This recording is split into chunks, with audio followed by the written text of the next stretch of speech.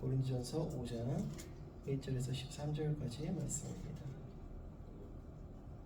한 절씩 교독하고요. 마지막 절은 함께 읽겠습니다.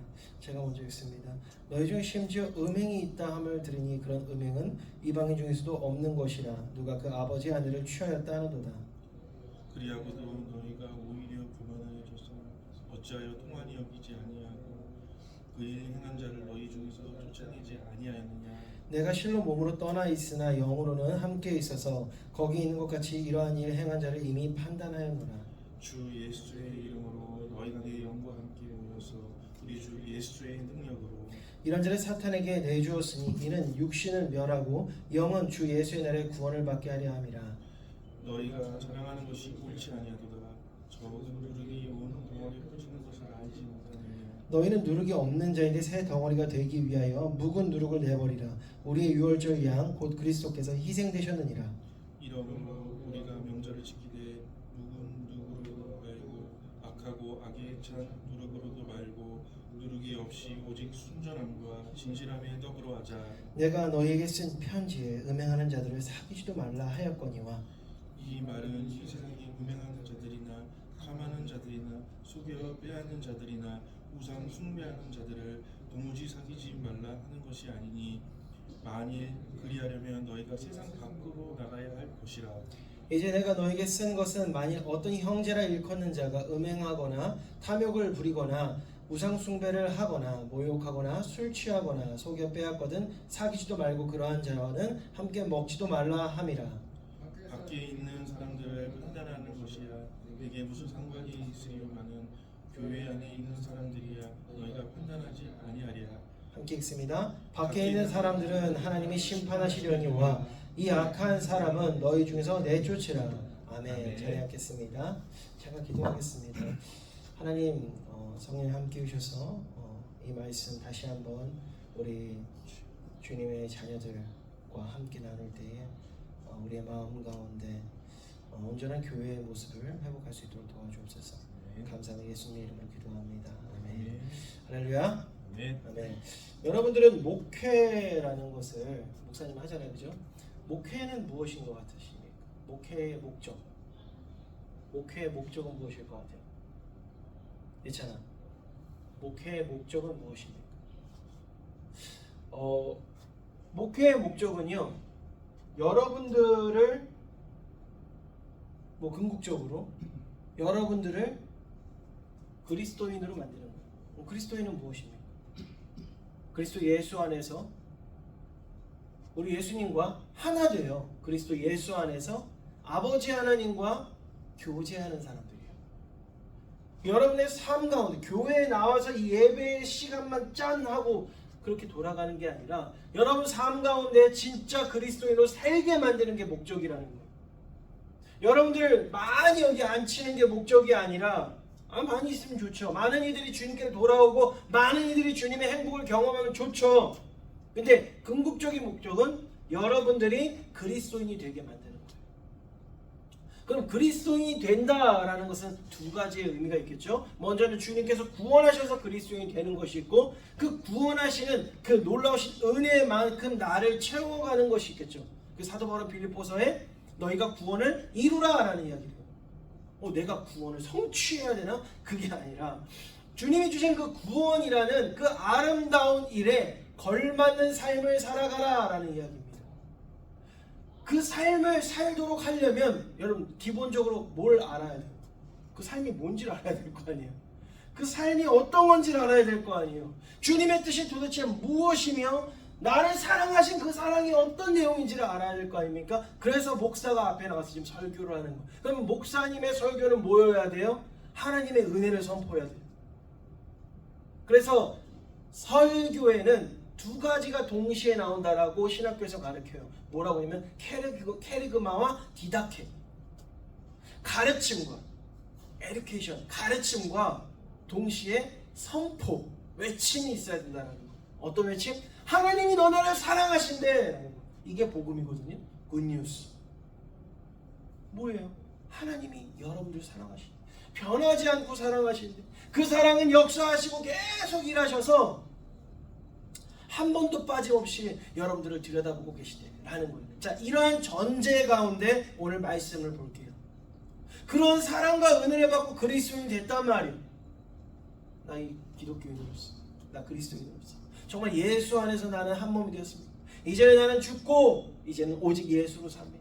나는 하나님밖에 없습니다. 하나님 뜻대로 살겠습니다 라고 선언하고 스스로 다짐했던 사람이 조금씩 범죄를 저지르다가 결국은 입에도 올릴 수 없는 더러운 범죄자가 되었어요.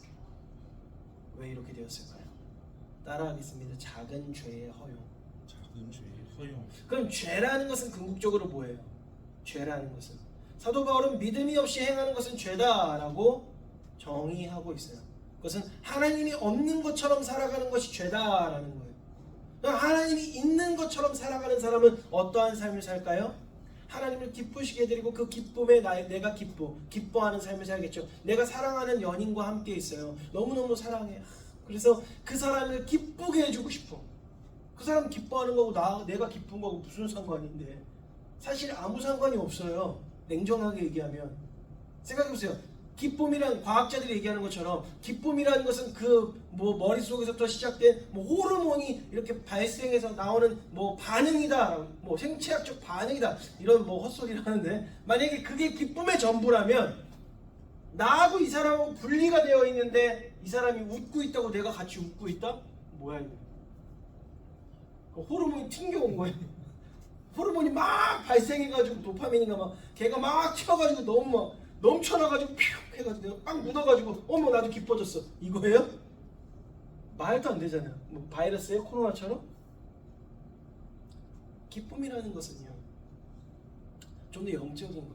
서로 하나가 된 자는요, 영적으로 하나가 된 자는 그 상대가 기뻐함으로 내가 기뻐져요. 내가 어저께 이 얘기를 깊은 깨달음 속에서 이런 말을 했더니 누가 나한테 아내 눈치만 보면서 한다고 이렇게 얘기하는데, 요즘에 나의 기쁨은요, 아내의 기쁨이 나의 기쁨이 돼요. 왜냐면 사랑하니까. 그 사람이 기뻐하고 내가 기뻐요. 우리 아들이 집에 갔는데 이유도 몰라. 걔가 왜 웃는지 이유도 몰라. 막 웃으면서 걔는 보통 이제 딸은요, 아빠 보면 딸 키우는 기쁨 해가지고서 아빠 이러잖아요. 근데 아들은요 어떻게 하면 아빠 오면은요 방금 들어오라고. 그게 다예요. 근데 그 웃는 얼굴에 내가 기뻐지는 거죠. 그리스도인의 기쁨이라는 것은요 바로 그런 사랑의 기쁨이에요. 우리 하나님의 기쁨도 마찬가지예요. 그러므로 우리는 서로 그 기쁨의 천국을 누리기 위해, 하나님 나라를 누리기 위해서 하나님 안에서 한 몸, 교회를 이루어야 되는 거예요. 그런데 죄라는 것이 우리 가운데 들어왔다. 하나님 없는 것처럼 사는 죄. 그건 뭐예요? 공동체. 하나님과 한 몸 된 공동체를 파괴하기 시작했다라는 거예요. 한 집에 한번 상상해 보세요. 가족이 있어. 너무너무 사랑하고 하나 되어 함께 살아야 되는 그 가족인데 서로 없는 것처럼 살아. 그만한 지옥은 따로 없을 거예요. 공동체가 파괴되는 현상이죠. 그러므로 주님은 끊임없이 사랑과 용서, 화합을 이야기하시는 거예요. 우리가 행복하기 위해서. 우리 장로님 가정을 보면은, 죄송해요, 허락도 없이 가정 이야기를 해서 너무너무 부러운 게 있어. 도저히 깨고 싶지 않아. 가끔씩 장로님의 손길이 필요하면서도 저는 일부러 장로님한테 전화를 하지 않아요. 토요일에 분명 가족과 함께 있을 것이다. 만약에 아니라면 제보하십시오. 딴 데 있고 놀러 가면은 바로 연락 주세요 저한테. 제가 바로 교회로 불러서 봉사를 요청할 계획입니다. 근데 항상 가족과 함께 있을 거다. 그런 어떤 함께 시간을 보내기 위해 나의 시간을 거룩하게 구분하는 그 사랑의 삶이 하나님 보시기에도 아름답다고 저는 믿습니다. 그런 삶이 교회 가운데 있어야 돼요. 교회가 그렇게 하나가 되어서 하나님 안에서 행복하게 지내야 되는데 죄가 들어오는 거예요. 하나님이 없는 것처럼. 그 사랑이라는 것은 결국 나를 없애고 남을 내 몸과 같이 살아가는 거잖아요. 그잖아요. 방금 전에 얘기했던 것처럼 그 사람이 기쁨으로 내가 얼마든지 수고를 감당할 수 있는 게 사랑이란 말이에요. 근데 나를 위해서 상대를 희생시키고 나의 정욕과 나의 탐욕과 나의 어떠한 그런 욕구를 위해서 상대를 대상화시켰다라는 거. 상대를 그저 어떤 물건화시켰다라는 그런 행동이 여기서 나타나는 거예요. 여기서는 굉장히 우리가 보기에 와 어떻게 이런 짓을 저지르지? 하지만 우리의 삶 가운데 수도 없이 저지르는 행동이잖아. 그 사람이 어떻게 살든 말든 나의 안목의 쾌락을 위해서 대표적으로 저는 너무 속상한 게 뭐냐면 이 시대의 문화가 타락해도 어떻게 저렇게 타락했을까? 정말 아이돌, 저는 아이돌 볼 때마다 되게 속상하거든요. 걔네들이 막 야하게 입고 나오는 건 이제 문제도 되지 않아요. 걔네들한테 아이돌이라는 단어를 쓰는 것 자체에서 아이돌이 무슨 뜻인지 알죠? 우상이에요, 우상. 그런 말들, 그리고 섹시, 성관계를 갖고 싶은 느낌이 든다는 뜻이에요. 그게. 그런 단어들이 아무렇지도 않게 통용되고 있다는 거예요. 그리고 얼마 전에 미국에서 일어난 일이죠. 저 할로윈 때마다 너무 슬퍼요. 심지어는 막 어떤 목사님이 자기 아들 커스튬 입었다고 막 좋아가지고 막 올렸더라고. 작작해라. 진짜 너무 속상한 거예요. 그러니까 그들을 정죄하고 싶은 마음이 아니라 얼마나 하나님 안에서 그 행복을 모르고 있는 것입니다. 오늘 사도 바울은요, 그러한 극단에 치우친 잘못된 문화, 도저히 어디서부터 돌릴지 모르겠는 그 잘못된 문화를 향해서 이렇게 외치는 거예요. 저들을 치리해라. 왜요? 우리 한번 같이 5절 읽어볼까요? 5절 시작. 이런 자를 사탄에게 내주었으니 이는 육신은 멸하고 영은 주 예수의 날에 구원을 받게 하려 함이라. 무슨 말이에요? 목적이 뭐예요? 목적. 혼내야 돼. 혼내야 돼. 왜? 돌아오게 해야 되거든. 그러므로 너희 가운데 그들이 교회에서 구분되는 걸 경험하게 해 라고 이야기하는 거예요. 이 교회를 깨서라도, 심각한 이야기입니다. 교회를 깨서라도 사도 바울이 뭐라고 해요? 이 교회의 그 연합, 잘못으로 잘못된 엉뚱한 죄와 사망의 그 관계 속에서 똘똘 뭉쳐가지고 악당들이 되어버린, 야 세상에서 보기에도 부끄러운 것이라, 이거 바꿔 말하면 뭐라는 거예요? 세상에서 교회를 보고 와 저 악당들 이렇게. 교회가 세상에 빛이 되어야 되는데 내가 빛을 켜서 등잔을 켜서 등경 위에 두고 말 아래 두지 아니하인다. 그 세상을 비추는 빛이 되어야 되는데 세상을 어둡게 만들고 세상을 우울하게 만들고 세상을 비참하게 만드는 어둠의 조력자가 되어버렸다. 그러면은 하나님이 그 사도를 보내서 무엇이라 명하겠습니까? 그들을 깨서라도 박살내서라도 그들이 빛으로 돌아오게 만들라. 어두워진 심지에는, 어두워진 촛불에는 여러분 무엇을 더해야 합니까? 잘했다 칭찬해 주면 돼요. 긍정적인 말로 하면 촛불이 변화됩니까? 불 질러버려야죠. 여러분 안에 성령의 불이 질러지기 바랍니다. 곧 하나님의 말씀이 여러분 마음에 불붙기를 원합니다. 예수님 말씀하시잖아요. 불이 임하였으면 내가 이렇게 속상하지 않았다. 그러나 그 불이 모든 사람에게 임해서 이 잘못된 상황 가운데 그 성령의 불이 다 임해서 깨어나야 된다. 그 깨어남의 첫 번째 징조가 뭐예요? 아비가 자식과 며느리가 시어머니와 그거는 뭐 굳이 안 해도 성령의 불 아니어서 많이 싸우고 하는데 어쨌든 그러한 불의 진노가 임해야 된다. 그래야 여러분 빛으로 밝아진다. 자, 우리 한번 이제 말씀 시작해 볼까 합니다. 네, 죄송해요. 아직 인트로도 안 들어갔습니다. 우리 지지난 시간을 통해서 우리는 부르심을 받은 성도가 행복해지는 비결이 뭐라고 배웠어요? 좀 전에도 얘기했지만 하나님 안에서 교회로 하나 되는 것이다. 하나님 나라, 하나님과 한 몸이 되는 것이다. 그렇기 위해서 우리는 사랑의 길 걸어가야 한다. 그것이 뭐라고요? 교회, 예수 그리스도의 몸된 교회다 라고 이야기했죠. 근데 고린도 교회도 그렇게 사랑으로 하나 되려고 했어요. 근데 착각했던 거죠. 사랑이 뭔지 오해한 거예요. 슈퍼마켓 아저씨가 그냥 그 들어오는 꼬마애가 하고 싶은 대로 다 내버려 두는 거, 그걸 사랑이라고 생각하는 거죠. 그냥 우리 가게에 많이 들어오기만 하면 돼. 마음대로 하게 해주는 거. 그건 사랑 아니다. 그러므로 바울이 지금 매를 들고 있는 것이죠. 자, 본문에서 나타난 우리 첫 번째 보겠습니다. 첫 번째 슬라이드 한번 켜주세요. 네. 우리 같이 한번 읽습니다. 본문에서 나타난 고린도 교회의 실수는 무엇인가? 밑에 같이 읽습니다. 시작. 말도 안 되는 음행의 죄를 저지르는 성도가 있음. 자, 두 번째 2절 시작. 게다가 교회의 공의회는 그 일을 용납하고 내버려두는. 자, 질문. 이것이 사랑인가? 이것이 사랑인가? 우리는 생각하지 않을 수가 없는 것이죠. 자, 이 사안에 대해서 우리 다음 슬라이드 한번 보겠습니다. 시작. 네, 이 사안에 대한 사도 바울의 인식과 해결책은 무엇인가? 시작. 교회의 공의회가 된 입장이 보여요?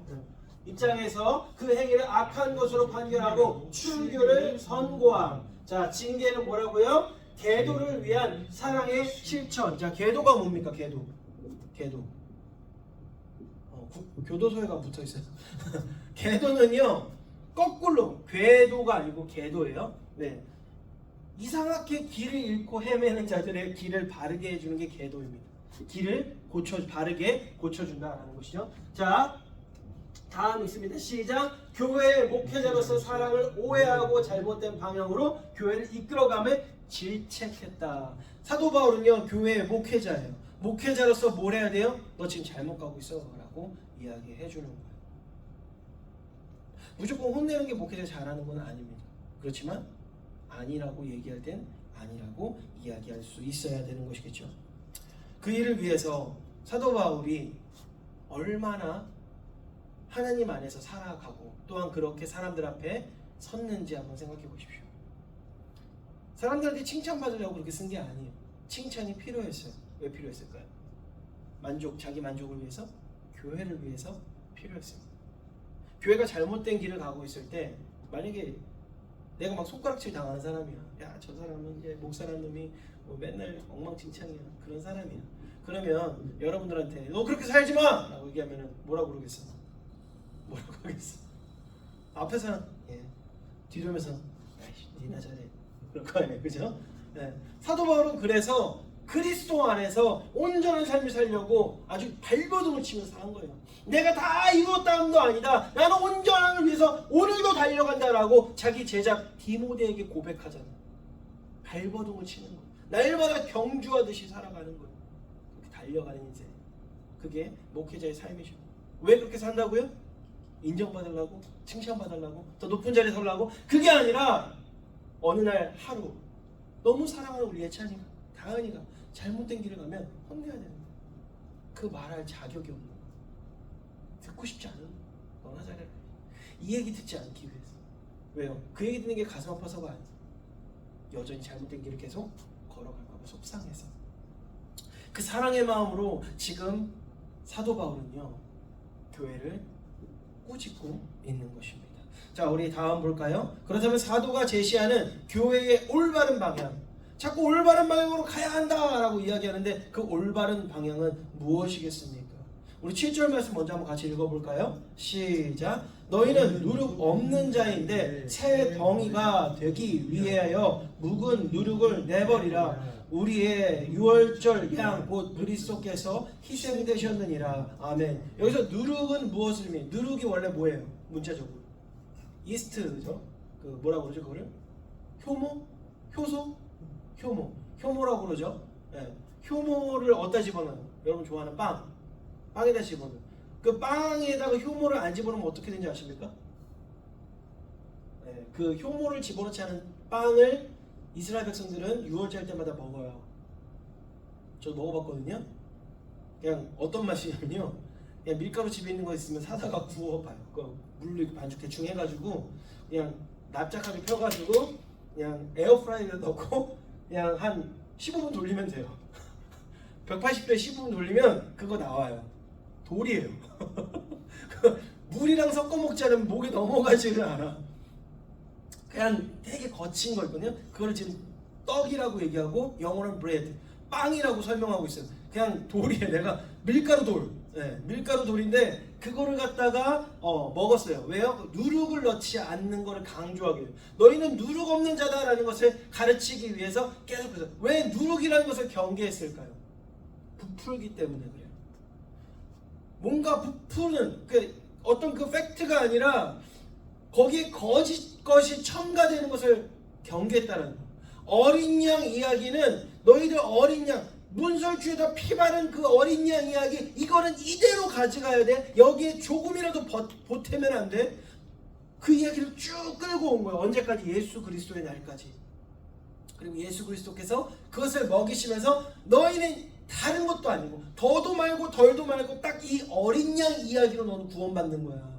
너희는 문설주에 피 바른 그 어린 양 이야기로 구원받는 거야 라는 이야기를 해주는 거예요. 너희가 복받은 근거는 어떤 다른 거 아니야. 오직 이 어린 양 이야기야 라는 것을 가르쳐주는 거예요. 그러므로 그 어린 양, 우리를 위해서 죽으신 그 어린 양 이야기를 들을 때, 그리고 그 어린 양과 하나 된 예수 그리스도와 하나 된 우리는 교회다라는 이야기를 들을 때 여러분의 삶은 그리스도 예수를 벗어난 삶을 살 수 있겠습니까? 내가 오늘 나됨이 나를 위해 죽으신 예수 그리스도 때문이라고 하는데, 근데 그 이야기를 안 듣고 자꾸 다른 이야기를 첨가하게 되니까 누룩이 들어간 빵이 되니까 맛은 있다 이거예요. 누룩이 들어가면 그때부터 달라집니다. 이야기가 아까 이야기한 밀가루 돌은 빵이 됩니다. 맛있어요. 속이, 우리 빵 많이 먹으면 속 쓰리잖아, 그지? 그럼 빵을 끊을 수 있습니까? 못 끊어. 맛있어. 그죠? 우유랑 같이 먹으면 되지. 그죠? 우유 먹으면 속 쓰리면 소화제 먹으면 되지. 또 빵을 먹습니다. 제 이야기 하는 거예요. 빵은 그렇게 맛있어요. 빵이 맛있다는 얘기하려는 게 아니라 누룩이라는 건 그렇게 유혹이 있다라는 거예요. 그러므로 사도 바울은 이야기하는 거예요. 하나님 복음에 첨가하는 그런 누룩도 되지 말고 너희들 죄로 인한 누룩도 되지 말라는 거예요. 두 가지, 누룩은 두 가지 이야기를 끌고 오고 있는데, 하나는 하나님 말씀에 첨언하는 거예요. 또 하나는 뭐냐면요, 하나님이 명령하신 삶에 어떠한 다른 것을 더하는 거예요. 그 뭐죠? 죄를 더하는 것이죠. 하나님의 뜻과 상관없는 그런 것을 살지 말라, 그 이야기를 하기 위해서 오늘 누룩 이야기를 꺼내셨다. 우리 그럼 7절에 대한 이해를 한번 같이 읽어보겠습니다. 시작. 아니 돌아가주세요. 네, 돌아가세요. 네, 바로 요거면 7절 같이 읽을게. 시작. 우리를 구원하시기 위해 계속 제물로 죽으신 예수를 생각하라. 그렇게 해서 예수를 늘 생각해야 된다는 것이죠. 예수를 생각한다는 건 어떤 이야기일까요? 앞에다가 적어놨어요. 다음 볼게요. 우리 같이 읽을게요. 시작. 궁극적으로 예수님의 죽으심은 우리를 사망에서 구원하려 하십니다.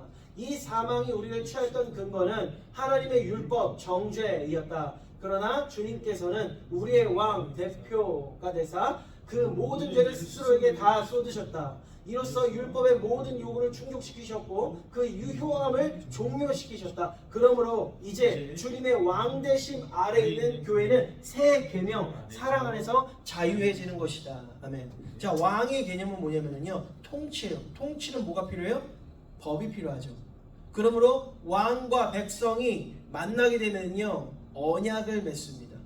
하나님께서는 이스라엘 백성과 만나면서 십계명 언약을 맺었던 것처럼 예수 그리스도께서는 우리와 만나시면서 사랑의 언약을 맺으셨어요. 그죠?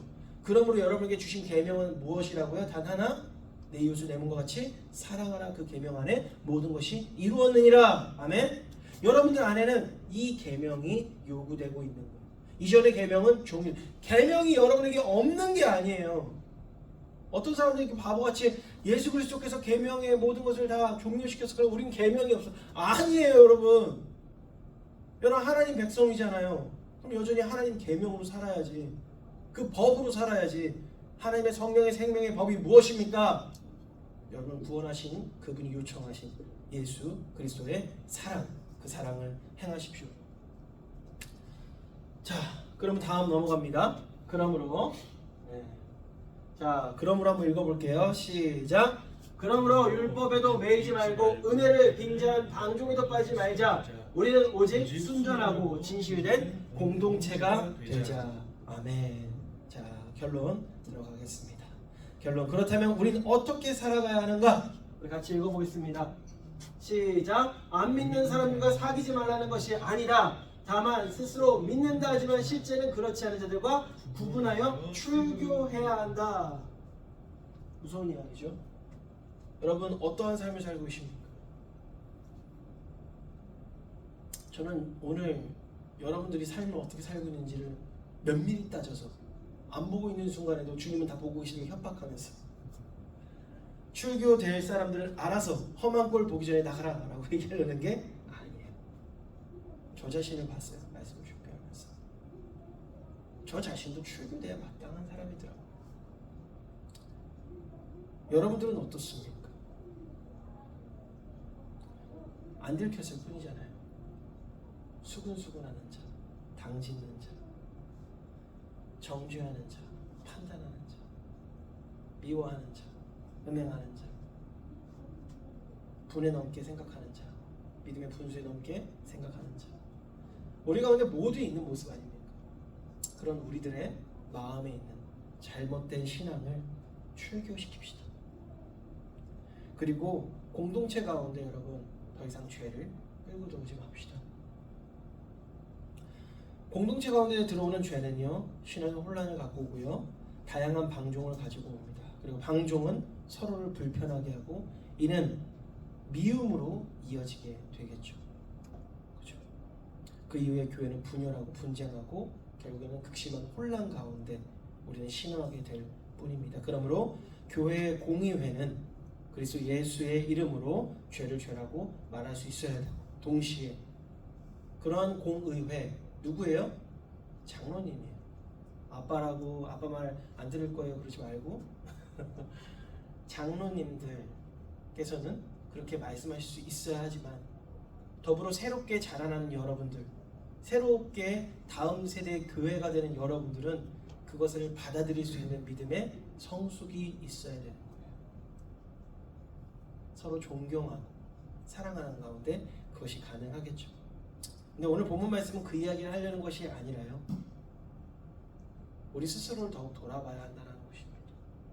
그리고 우리 가운데 하나님의 행복한 공동체, 예수 그리스도의 안에서 한 몸 된 교회를 온전히 세우고자 우리 가운데 있는 더러운 누룩을 제합시다.